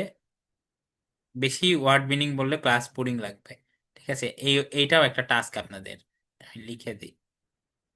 মাউস দিয়ে লেখা কঠিন আসলে, এখন মনে হচ্ছে বোর্ডে ক্লাস নেওয়া যায় তো, সমস্যা নেই। দেখেন, সো ইউনিট 1 এটা তোমাদের কিন্তু শেষ হইতেছে এই জায়গায়। এখন তোমাদের ধরো আরেকটা ইউনিট, খুব গুরুত্বপূর্ণ unit, art and crafts, if I am right. এই যে আর্ট অ্যান্ড ক্রাফট, এখানে বড় ইউনিট, সব ওয়ার্ড টু ওয়ার্ড ওভাবে ধরে দিব না, বাট কিছু বলবো, দেখো কিছু মেসেজ। এটা অনেক অ্যাস্থেটিক একটা ইউনিট। ঠিক আছে, তোমাদের বইয়ের সবচেয়ে অ্যাস্থেটিক বলি না আমরা, অনেকটা ওই রকম। কিরকম অ্যাস্থেটিক? সৌন্দর্য, আমরা সবাই জানি, আমরা সৌন্দর্য বিবেচনা করি কোনো কিছু কিনতে গেলে, কোনো মানুষকে দেখলে, উম, কাউকে বন্ধু বানাতে গেলে, এরকম অনেক সিচুয়েশন আমরা সৌন্দর্য বিবেচনা করি। কিন্তু আমাদেরকে যখন প্রশ্ন করা হয় যে সৌন্দর্য কি, আমরা উত্তর দিতে পারি না। এর কারণ কি? কারণ এই জিনিসটা রিলেটিভ, এই জিনিসটা অবজেক্টিভ না, এই জিনিসটা সাবজেক্টিভ, ঠিক আছে? সাবজেক্টিভ এবং অবজেক্টিভের মধ্যে পার্থক্য হলো, অবজেক্টিভ ব্যাপারগুলো এটা হলো ফ্যাক্টের উপর বেস করে এবং এটার একটা নির্দিষ্ট ডিস্টিংক্ট একটা উত্তর আছে। কিন্তু সাবজেক্টিভ ব্যাপারগুলো যেগুলো মানুষের ওপিনিয়নের উপরে ডিপেন্ড করে, যেমন সৌন্দর্য, আমার কাছে একটা জিনিস সুন্দর লাগলে তোমার কাছে এটা সুন্দর লাগতে বাধ্য না। এই ব্যাপারটা, এই যে অ্যাকসেপ্টেন্সটা, এটাও কিন্তু আমাদের মধ্যে আসা দরকার। এই যে হোয়াট ইজ বিউটি, এই চ্যাপ্টারটা কিন্তু এরকম একটা টপিক নিয়ে কথা বলে। Beauty is easy to appreciate, আমরা সৌন্দর্যকে প্রশংসা করতে পারি, বাট ডিফিকাল্ট টু ডিফাইন, এটা কিন্তু সংজ্ঞায়িত করা অনেক কঠিন বা সংজ্ঞা দেওয়া অনেক কঠিন। সুন্দর কি, এটা উত্তর নাই। একটা মানুষ কি ফর্সা হলেই সুন্দর? না, এটার উত্তর না। তাহলে কখন একটা মানুষ সুন্দর, তাই না? এটাও কিন্তু একটা প্রশ্ন করার মতো জায়গা। দেখো, আমরা অনেক কিছুর মধ্যে সৌন্দর্য খুঁজে পাই, আমরা প্রকৃতির মাঝে পাই, আমরা একটা শিশুর হাসির মধ্যে পাই, in the kindness of strangers, আমরা অপরিচিতদের, কোনো ধরো রাস্তায় একটা মানুষ তোমাকে কোনো কারণ ছাড়াই হেল্প করেছে, সে কিন্তু হেল্প নাও করতে পারতো, এরকম অনেক সিচুয়েশন আমি পড়েছি। ধরো, ইভেন আমিও চেষ্টা করি, কেউ যদি রাস্তায় হেল্প করতে বলে, ধরো স্বার্থপরের মতো কোনো লুক দিয়ে না চলে গিয়ে আমি চেষ্টা করি তাকে হেল্প করার। বাট ঢাকা শহরে হেল্প করাও আসলে রিস্কি, বাট তাও আমি মাঝে মাঝে চেষ্টা করি। এই তো এই বিষয়টা, ঠিক আছে? এই বিষয়গুলোর মধ্যেও সৌন্দর্য আছে। But ask to define we run into difficulties, ঠিক আছে? যখন ডিফাইন করতে যাই বা সংজ্ঞা দিতে যাই, আমরা কিন্তু বিপাকে পড়ে যাই। Does beauty have an independent objective identity? এই যে অবজেক্টিভ শব্দটা এসেছে, মানে এটা কিন্তু ডিস্টিং বা নির্দিষ্ট কোনো আইডেন্টিটি নাই বিউটির। এটা based on opinions, based on perception মানুষের। Is it universal or is it dependent on our sense perceptions? Yes, it is dependent on our sense perceptions, ঠিক আছে? উত্তরটা এটাই। অনেক ফিলোসফারের কথা আছে, philosophers have told us that beauty is an important part of life, but it isn't ugliness a part of life too? এই ব্যাপারটা কিন্তু ইন্টারেস্টিং, তাই না?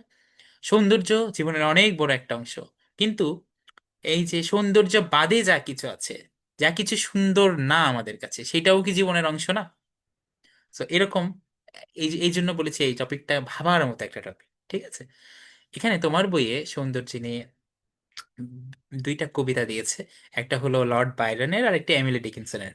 লর্ড বায়রন সৌন্দর্য খুঁজে পেয়েছে একজন নারীর মাঝে, ইন আ উইমেন হুম হি আইডিয়ালাইজেস, যাকে সে আইডিয়ালাইজ করে বা আইডিয়াল হিসেবে মানে। আর এমিলি ডিকিনসন বলেছেন যে beauty is inseparable from truth, বিউটির সাথে ট্রুথের একটা অ্যানালজি তৈরি করেছেন Emily Dickinson. She describes two persons who write for them, ঠিক আছে?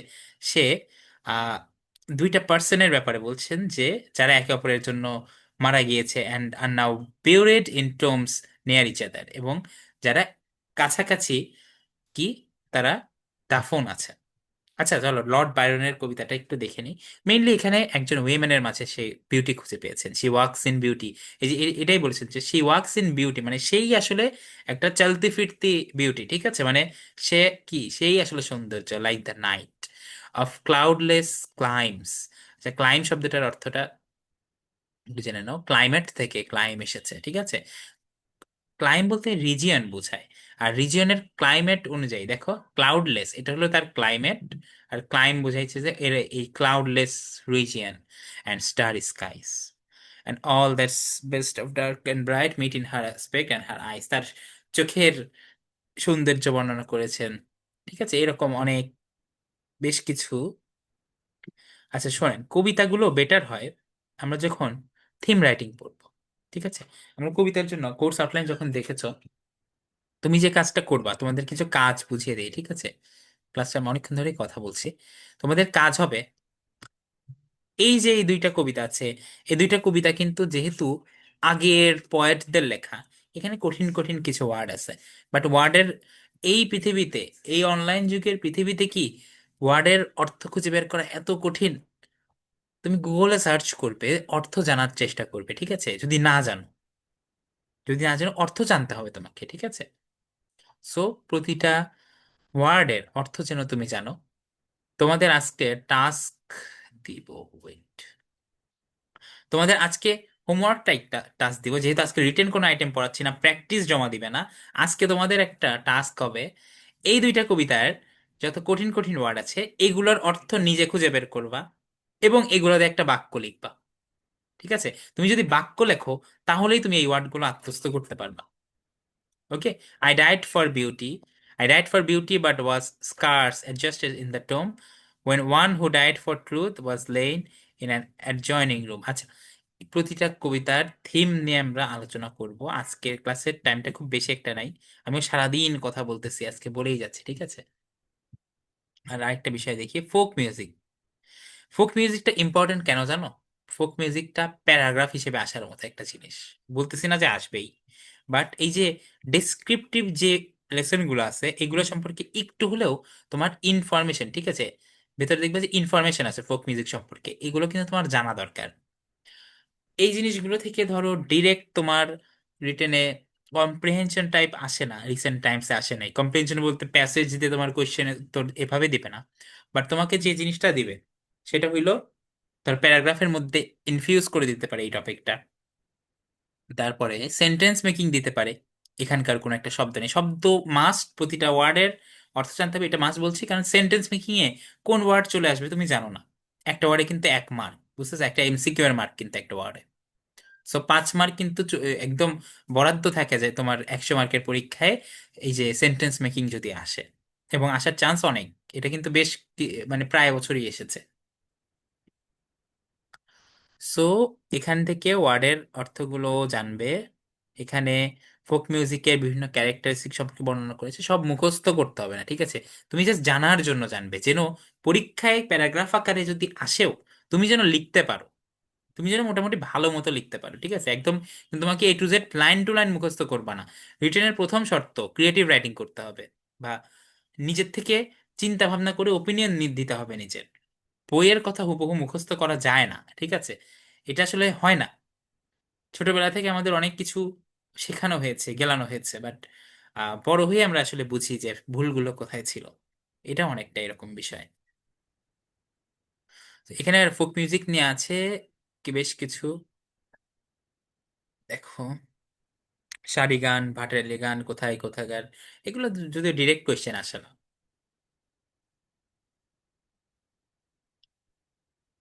তারপর লালন শাহ, ঠিক আছে, লালন শাহ নিয়ে একটা প্যাসেজ আছে, পড়বে। ইএফটি বইটা আসলে নিজের পড়া, বুঝছো? রিটেনের ক্লাসে ইএফটি পড়ানোর মতো আসলে থাকে না। তারপরে দেখো আমার আর্ট এন্ড ক্রাফট, এদিকে আছে আপনাদের জয়নুল আবেদিন স্যার এবং বিভিন্ন ক্রাফটের বিষয়। ঠিক আছে? সোনারগাঁও নিয়ে একটা আছে, সোনারগাঁও কিন্তু একটা গুরুত্বপূর্ণ জায়গা, এটাও কিন্তু তোমার কিছু ইনফরমেটিভ বিষয় জেনে রাখা দরকার। তারপর বাট এরকম কোনো প্যারাগ্রাফ দিবে না যে জয়নুল আবেদিনের লেখো, ঠিক আছে? তোমাকে কোনো বায়োগ্রাফি লিখতে দিবে না, এটুকু শিওর থাকো। ঠিক আছে? ওইটা নিয়ে চাপ খেও না। বাট তুমি যেটা জানতে হবে, তোমার বেসিক কিছু ইনফরমেশন জানতে হবে, যদি বাই চান্স তোমার চলে আসে, বাই চান্স যদি চলে আসে কোনো কিছু, যেন তুমি লিখতে পারো, তোমার জন্য ফাঁকায় বসে না থাকতে 10 মার্ক যেন ছেড়ে না দিয়ে আসতে হয়। ঠিক আছে? আমি যদি টার্সিয়ারি এডুকেশন এটা গেজ না করতাম, আমার কিন্তু এখানে 10 মার্ক চলে যাইতো, এটা মনে রাখতাম। তারপর এই দেখো, এই টাইপ কিন্তু কোয়েশ্চেন বইয়ের মধ্যে আছে, make sentences with the following words, এইগুলো কিন্তু দিয়ে দিতেই পারে টিচার দেখলে। এনশিয়েন্ট মানে কি প্রাচীন, গ্লোরিয়াস মানে কি অনেক তাৎপর্যপূর্ণ। ঠিক আছে? এই যে এই বিষয়গুলো, অ্যান্টিকিটি মানে কি, অ্যান্টিক মানে কি অনেক ধরো অ্যান্টিক পিস বলি না, যে অনেক প্রাচীন এবং দামি বা খুবই তাৎপর্যপূর্ণ একটা বিষয়। অ্যান্টিকিটি ওইটা হলো নাও। প্রসপারাস মানে অনেক সার্থক বা মানে সফল। স্প্লেন্ডিড মানে অসাধারণ। অ্যামেজড মানে খুবই অ্যামেজিং যে অ্যাডজেক্টিভ এটা, ঠিক আছে? অ্যামেজ মানে ধরো অভূতপূর্ব একটা রিয়াকশন দেওয়া। সো এই টাইপ জিনিসগুলো অবশ্যই জানতে হবে। আর্ট অ্যান্ড ক্রাফট অ্যান্ড আপনার এই জিনিসগুলো একটু পড়ে নিতে হবে, তোমাদের অবশ্যই নিজের পড়তে হবে। এফটি কিভাবে পড়তে হবে এটা আমি গাইড করতে পারবো। এবং নেক্সট দিন থেকে তো আমাদের মেইনলি ধরো আজকেও আমাদের মেইন রিটেন পার্টের ক্লাস ছিল না, আমাদের ইএফটিটা কেমনে পড়তে হবে আমি যে দাগিয়ে দাগিয়ে দিয়েছি না হাইলাইট করে, হয়তো প্রতিদিন দেওয়ার চেষ্টা করব, বাট কতটুকু পারবো আমি জানি না, বাট আমি চেষ্টা করব। ঠিক আছে? আর নেক্সট দিন আমাদের প্যারাগ্রাফের ক্লাসে অবশ্যই খাতা কলম নিয়ে বসে যাবা। ঠিক আছে? জাস্ট ক্লাস করে ক্যামেরা অফ করে বসে ক্লাস করলে হবে না, ক্যামেরা অফ রেখো, বাট খাতা কলমে লেখা শিখতে হবে। নিজের ওপিনিয়ন গুলো, নিজের চিন্তা ভাবনাগুলো, এগুলো কিন্তু কি বলে এক্সপান্ড করতে হবে বা প্রসার ঘটাতে হবে। এবার বলেন, ইএফটি এই বইটা এবং বিগত বছরের যে কোশ্চেনের অ্যানালিসিস, ঠিক আছে, ওইটার পিডিএফটা আমি তোমাদের গ্রুপে দিয়ে দিচ্ছি। একসাথে পেয়ে যাবা, ঠিক আছে, কোশ্চেন ব্যাংকটা লাগতেছে না। এইটা নিয়ে কোনো কোশ্চেন তোমাদের বা এনিথিং, ঠিক আছে, অ্যাডমিশন টাইমের যে কোনো বিষয় নিয়ে, শুধু রিটেন না, তোমার যে কোনো বিষয়ে যদি প্রশ্ন থাকে করতে পারো। ভাইয়া, হ্যাঁ বলো। আমার হচ্ছে ওই যে গ্রামার না কিছু আইটেম দেখা গেছে যে হচ্ছে শর্ট সিলেবাসে ছিল না, এসএসসি তেও না, এইচএসসি তেও না। তো অনেক কিছুই একটু ঝামেলা লাগছে, দেখা যাচ্ছে আমি এগুলো কোনোদিন পড়াই হয় নাই। এখন এইগুলা নিয়ে না আমার এমসিকিউ তে একটু ঝামেলা হচ্ছে, এখন কিভাবে কি করবো একটু বলে কোন দিলে। টাইপের আইটেম গুলো এটা তো বলতে হবে, ধরো। আমি বলছি, দেখা যাচ্ছে ওই যে ক্লজ থাকে, তারপরে হচ্ছে আরো এই টাইপ কিছু আছে না, নাম্বার থাকে। নাম্বারের বেশিরভাগ পড়া মুখস্থ পড়া, তবে ক্লজে কিছু বোঝার বিষয় আছে। ক্লজ, ধরো, ক্লজ তুমি একটা কাজ করতে পারো। প্রথমত তুমি যদি কোনো মানে ফুল কোর্সে তারপর যুক্ত হচ্ছে ওই থাকো যে তুমি। সাবজেক্ট ভার্ব এগ্রিমেন্ট যেগুলা, তারপর হচ্ছে আপনার দেখা গেলো কন্ডিশনাল সেন্টেন্স, ক্লজ এন্ড এটার ফ্রেজ সলিউশন কি এগুলা জানো? তো- পড়তে হবে, হ্যাঁ, হ্যাঁ। বোঝার জায়গা কম। ধরো সাবজেক্ট ভার্ব এগ্রিমেন্ট বোঝার জায়গা কিন্তু খুবই কম, তোমাকে বাট আয়ত্ত করতে হবে। মানে তোমার, আমার সাজেশন থাকবে তুমি তোমার পড়ার টাইম এবং এফোর্ট আর একটু বাড়ায় দাও, কারণ টাইম কিন্তু বেশি নাই। পরীক্ষা কবে তোমাদের বলো তো? ডিসেম্বরে। ডিসেম্বরের তারিখ দিয়েছে? না, 20 শোনা তারিখে যাচ্ছে হয়তো। হচ্ছে 20 তারিখে। 20 তারিখ হতে পারে, ঠিক আছে, হতে পারে। আর হলো 13 তারিখে এই ইউনিটের পরীক্ষা, ওইটা যদিও তোমাদের ডেডিকেটেড ইউনিট না। আহ তোমাদের টাইম কিন্তু অনেক কম। গ্রামারে যাদের প্রবলেম, গ্রামারের রুলে যাদের সমস্যা আছে, ভাই তোমরা পড়ার টাইম বাড়াই দাও।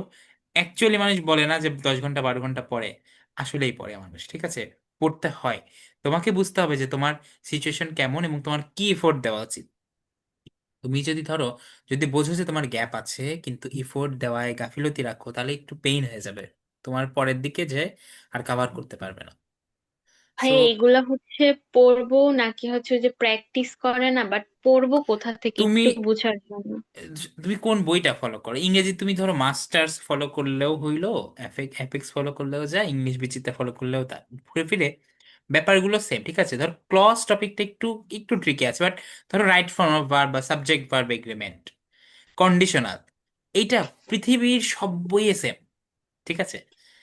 ইভেন তুমি যদি অনলাইনে ফ্রি ক্লাস সার্চ দাও যে কন্ডিশনাল, তুমি কয়েকটা দুই একটা ভিডিও দেখলেই তোমার কনসেপ্ট ক্লিয়ার হয়ে যাবে। প্রথমে শোনো, প্র্যাকটিসের উপরে আগেই জোর দিও না, আগে তুমি জিনিসটা বোঝো, তারপর প্র্যাকটিস করো প্রতিটা জিনিস। তুমি যদি না বুঝে প্র্যাকটিস করতে যাও, দেখবে যে মনে হবে যে প্র্যাকটিসের গুলো পারতেছি, বাট পরীক্ষায় যখন নতুন একটা সেট সেট অফ কোয়েশ্চেন তোমার সামনে আসবে, ধরো ওই আইটেমেরই, বাট অন্য রকম অন্য নাম দেখবা, অন্য সেন্টেন্স দেখবা, তখন দেখবা যে এলোমেলো হয়ে গিয়েছো। তো বইয়ের মধ্যে হ্যাঁ, খালি এখন এমসিকিউ আমি সলভ করবে না, হচ্ছে বুঝছো? হ্যাঁ বলো। না, আমি পড়বো বাট অনেক কিছু না বুঝতেছি না, এখন কিভাবে কি করব এটাই ঝামেলা লেগে যাইতেছে। দেখা যাচ্ছে আমি তো ফোকাসে করতেছি মিরপুর শাখায়, মানে ওরা এত এক্সাম নেয়, মানে এত, মানে আমি পড়ার টাইমই পাইছি না। ওরা এরকম সিলেবাস দেয়, 3 দিন টাইম দেয়, আবার শোনো, পরীক্ষা, আমি একটা কথা ডেইলি বলি। এক্সাম। অ্যাডমিশন কোচিং গুলো, ঠিক আছে, বিশেষ করে অফলাইন গুলো, এরা জানে যে চান্স পাওয়ার পাবে, ওরা খালি এক্সামই নেয়, ঠিক আছে। কারণ এক্সাম যত বেশি নেবে ওদের পড়াশোনা দায়িত্বটা কম নিতে হয়, বুঝছো? মানে ক্লাস হয়তো নিচ্ছে, বাট ওইভাবে ভাই ক্লাস নিচ্ছে দায়বদ্ধভাবে। না, মানে আমি যেইভাবে মানে ভাবছিলাম যে ইংলিশ একটু বুঝাবে, দেখা যাচ্ছে ইংলিশ তো পড়াচ্ছি না, বাংলাও কিচ্ছু ধরতে না, বলতেছে এক্সাম, প্র্যাকটিস দিয়ে দিতেছে, লেকচার শিট এগুলো দিয়ে দিতেছে, এক্সাম এগুলো এরকম করলে তো ঝামেলা হয়ে শোনো, যাচ্ছে, তাই প্রতিটা না? টপিকের তোমাকে যদি একটা হ্যাক বলি, প্রতিটা টপিকের ইউটিউবে ফ্রি ক্লাস আছে। তুমি যদি কোনো ক্লাস বুঝতে অসুবিধা হয়, তুমি ইউটিউবে ক্লাসটা করে নাও, তারপরে তুমি নিজে চেষ্টা করো, ঠিক আছে। তুমি কিন্তু সবকিছুই তুমি পাবা এই যুগে।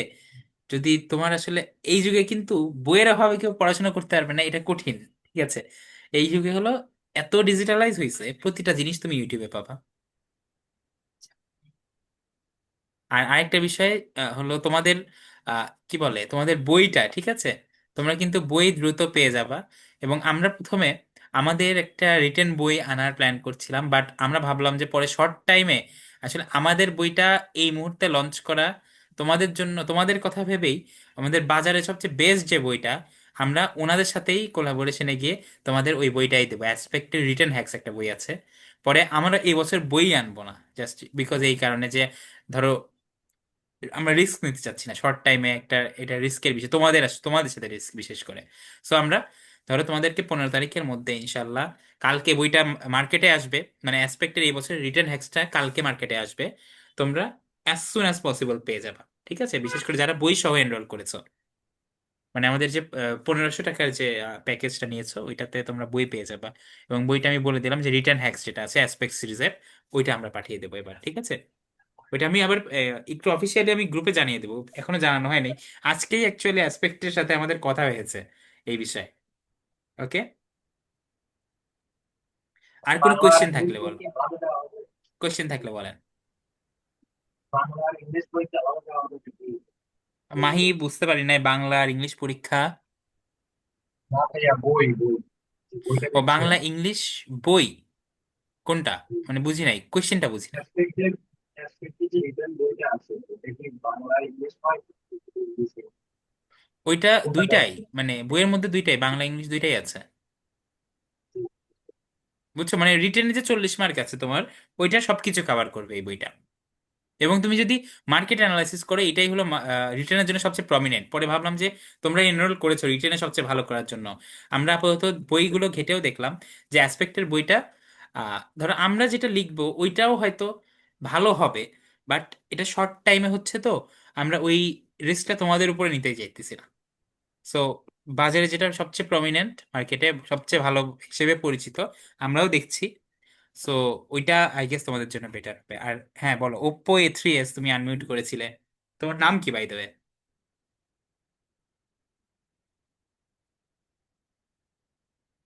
আচ্ছা, মনে হয় কোশ্চেন নাই তোমাদের, তাই তো? তাহলে দেখা হচ্ছে নেক্সট মঙ্গলবার হোপফুলি। আমাদের ক্লাসগুলো কি কি বার যেন, শনিবার আর মঙ্গলবার, তাই তো? জি ভাইয়া। আচ্ছা, শনিবারে, শনিবারে তোমাদের আকাশ ভাই বাংলা ক্লাস নেবে হোপফুলি। আহ ওকে, ঠিক আছে, আজকের ক্লাসে তাহলে এন্ড করি। রেকর্ডিংটা আজকে রাতের মধ্যেই পেয়ে যাবে, ঠিক আছে? ভাইয়া আমার একটু কথা ছিল। হ্যাঁ হ্যাঁ, বলো বলো। ভাইয়া আমার হচ্ছে শনিবারে একটু প্রোগ্রাম আছে রাতের বেলা, আমি যদি ক্লাসটা নাও করতে পারি আমি রেকর্ডিংটা পাবো না? রেকর্ডিংটা পাবা, আচ্ছা, আমি রেকর্ডিংটা ট্রাই অলওয়েজই করবো পাবা। জয়েন করার। আর যদি না পারি তাইলে তো রেকর্ডিংটা আর দেখতেই হবে। অ্যাডমিশনের টাইমে তোমার কেন প্রোগ্রাম থাকবে, না এটা না আমার ভাইয়া, অভিযোগ, ঠিক আছে? প্রোগ্রাম বলে আমি বলি আমার কাজিনের বিয়ে তো ভাইয়া, ওই যে মেয়ে আচ্ছা পক্ষ আচ্ছা, দেখতে আসবে এটার জন্য বিয়ের মানে বিয়ে তাই বলে বাসায়। 3-4 দিন লাগায় বিয়ে খাইও না, জাস্ট একদিন না না, দাওয়াত বিয়ে খাইতে না যাবে, ঠিক ভাইয়া, আছে? বাসায় দেখতে আসবে, একটা ও ঝামেলা তো আচ্ছা, এই জন্য। ও না, আচ্ছা আমি ট্রাই করব। আচ্ছা, যাই হোক, ঠিক আছে। ওকে, তোমার সাথে দেখা হবে নেক্সট মঙ্গলবার হোপফুলি। ওকে, আর যে কোনো প্রশ্ন থাকলে গ্রুপে জানাইতে পারো। আপাতত মিটিংটা এন্ড করছি, ভালো থাক। ওকে এভরিওয়ান, আল্লাহ হাফেজ, আসসালামু আলাইকুম।